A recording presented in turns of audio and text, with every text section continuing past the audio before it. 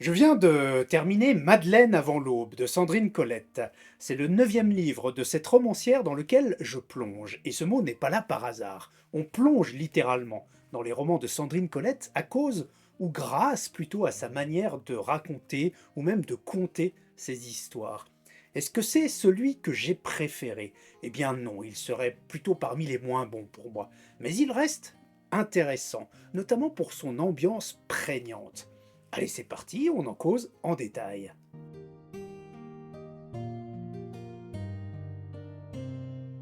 Si on a déjà lu un ou deux livres de Sandrine Colette, on reconnaît immédiatement son style. Ici, avec Madeleine avant l'aube, ça ne manque pas. Dès les premiers paragraphes, on retrouve le phrasé haché de la romancière, un style qui se rapproche du langage parlé davantage que du langage écrit. Avec Sandrine Colette, on est au plus près des personnages. On a l'impression que ce sont eux qui nous soufflent l'histoire à l'oreille, que la romancière n'est qu'une passeuse, une intermédiaire. Ça fonctionne très bien.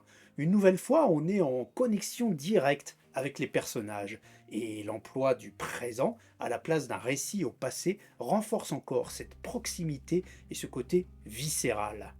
Le deuxième point très positif de ce livre, c'est l'ambiance instaurée par Sandrine Colette. Nous sommes plongés aux côtés des personnages dans ce Moyen Âge fantasmé. On ne sait ni où ni quand ça se passe, mais quelques éléments laissent à penser que ce récit ne participe pas de notre passé réel. L'histoire se déroule donc sur une petite colline, pas bien loin d'un petit village, dans une province éloignée des affaires du monde, une province sur laquelle règne un seigneur. Sur cette colline vivent deux familles et une vieille rebouteuse, des paysans miséreux qui survivent plus qu'ils ne vivent. La ruralité et la misère transparaissent, transpirent même entre les lignes du roman. L'hiver et la faim sont tangibles, on se prend à frissonner et à gargouiller à la lecture des affres que subissent les villageois. Servage, travail difficile, mauvaise récolte, famine, froid, maladie, maître détestable, rien n'est épargné aux habitants des montées. Rien, et c'est peut-être là un premier écueil à ce roman, l'accumulation de misère, ce fameux genre qu'est le misérabilisme rural. Si vous n'avez pas aimé Germinal, fuyez Madeleine avant l'aube. Sandrine Colette n'épargne rien à ses personnages, elle s'acharne tel le sort sur leur pauvre vie. On pense inévitablement à la parodie de Coluche. De Jean-Louis Chotard à Gérard Grandjean, sur une musique de Pierre Bénichou et Marie Gros-Pierre, Misère.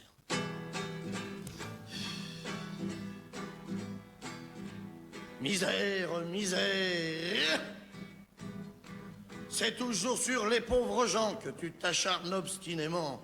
Misère, misère. Ça sera donc toujours les salauds qui nous boufferont le caviar sur le dos. Misère, misère. Tu te fais l'ennemi des petits, tu te fais l'allié des pourris. Misère, misère, c'est toujours sur les pauvres gens que tu t'acharnes obstinément. Il est peut-être temps de vous parler de ce que raconte le livre. Eh bien, en fait, je crois que vous savez déjà tout. La vérité est qu'il ne se passe pas grand-chose, et ça peut être un reproche pour une partie des lecteurs. L'histoire en tant que telle est ultra classique, on l'a tous déjà lu, vu ou entendu 100 fois. Il n'y a pas ici de suspense incroyable, de retournement de situation qu'on n'avait pas vu venir. En résumé, des paysans miséreux survivent comme ils peuvent, le fils du seigneur va trop loin un jour, la petite Madeleine comme elle irréparable. Fin. Il n'y a pas de spoiler là-dedans. Dès les premières 10-20 pages, on a compris ce qui allait se passer dans le reste du livre. Si vous vous attaquez à Madeleine avant l'aube pour lire une super histoire, vous allez déchanter. Mais un bon livre, ce n'est pas forcément un livre qui raconte une belle histoire. Ici, c'est l'ambiance et le style qui prévalent. Ce personnage de Madeleine, il n'est pas non plus spécialement original, mais il est tangible, on y croit. C'est une véritable étincelle de révolte. Dès son apparition, les personnages comprennent que quelque chose de terrible surviendra par son intermédiaire. Mais tout le monde s'y attache quand même. Les autres personnages non plus n'ont rien d'original. On est vraiment dans un conte de fées tout à fait traditionnel. Le fils du seigneur qui ne pense qu'à la chasse et à trousser les femmes, la vieille guérisseuse, le méchant alcoolique, Les jumelles, probable engeance du diable, le gentil conjoint mais incapable de décider quoi que ce soit, les fils travailleurs. L'Église et les gens d'Église sont totalement absents du livre, ce qui là aussi nous fait pencher vers le genre du conte. Alors j'ai tout de même été surpris par un élément qu'on ne peut guère voir venir vers la moitié du livre. Il y a d'ailleurs à cette occasion un changement de point de vue et de narrateur. C'est surprenant et je me suis dit «Ah bien joué!» Mais ça n'a pas duré longtemps parce que ce changement de narrateur, il ne produit absolument aucun effet sur la suite du livre. Il n'y a pas de changement de style, de vision, rien de spécial, aucune influence. C'est juste une coquetterie. Et mon bien joué s'est transformé en ah, super, à quoi bon? C'est un peu dommage.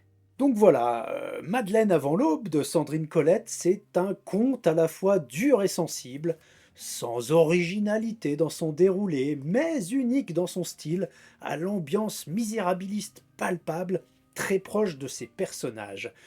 Il a l'avantage d'être court et de se lire presque dans un souffle. À éviter si vous êtes allergique aux romans misérabilistes, aux histoires transparentes et prévisibles, aux personnages de contes, aux récits lents, voire très lents. À noter aussi que la photo de couverture ne correspond pas vraiment aux propos, hein. C'est une photo moderne qui n'a rien à voir avec le lieu, l'ambiance, l'époque du roman. À savoir aussi qu'il a obtenu les concours des lycéens et des détenus en 2024 et qu'il reçoit des notes et des critiques plutôt très bonnes et des notes très élevées sur les différents sites. Vous comprendrez que ce n'est pas tout à fait mon opinion. Néanmoins, je vous souhaite une très bonne lecture et couvrez-vous bien.